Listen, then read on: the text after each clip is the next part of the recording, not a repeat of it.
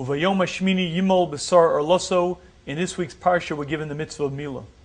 The Sefer Chinuch explains to us that the mitzvah of Milah has a very particular connotation. Hashem wants us to understand that the Jewish baby is different than any other occupant of the planet. Hashem wants us to let us know that the Jewish nation is different, just as their soul, just as their neshama is different, so too is their body. The reason Hashem gave us the mitzvah of circumcision is to let us know that we're distinct, we're different, just as our physical entity is now different with the action of Milah, so too our neshama, the essence of the Jew, is different. And by all rights, the Sefer Chinuch explains, the Jewish baby should have been born with a bris milah. He should have been born circumcised. Why is it that Hashem gave us the mitzvah? To teach us an additional lesson, and that lesson is just like you could take a human form and change it, you can circumcise it and it will look different, so too you can take your neshama, you can take the essence of you and change it. Therefore Hashem gave the mitzvah to man to do, rather than having the baby being born circumcised, Hashem gave us the mitzvah to do the mitzvah milah. This Sefer Chinuch is actually quite difficult to understand, because there is a tremendous lesson that the Jewish people would have known and understood much more graphically had it been done differently. Imagine for a minute the following. Imagine that every Jewish baby born was born circumcised. Imagine if every Jewish baby was distinct from its mother's womb. Wouldn't that be a tremendous lesson for all to see? The Jew is different. An Oriental has a different facial appearance.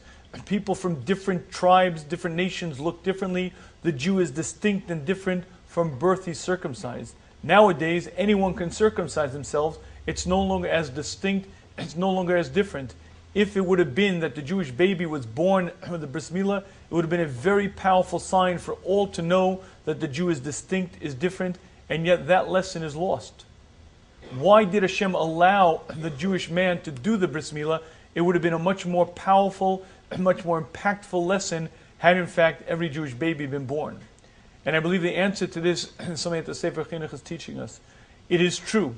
We would have known that we're distinct, we would have known that we're different, and that lesson would have been much more powerful.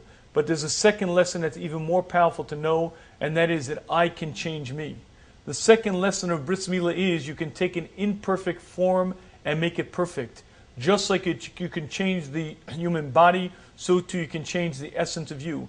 As great a lesson as it would have been to know that we're distinct, that we're different, as important as it would have been to know that the Jewish body is different, the Jewish soul is different, there's a lesson that's even more significant to understand, and that is that you can change. You can take an imperfect soul and make it perfect. And that arguably is one of the most significant lessons that a person can know in this life.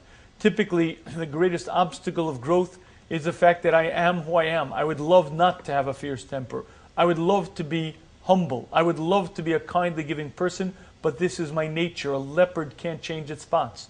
What this mitzvah is teaching us is quite the opposite.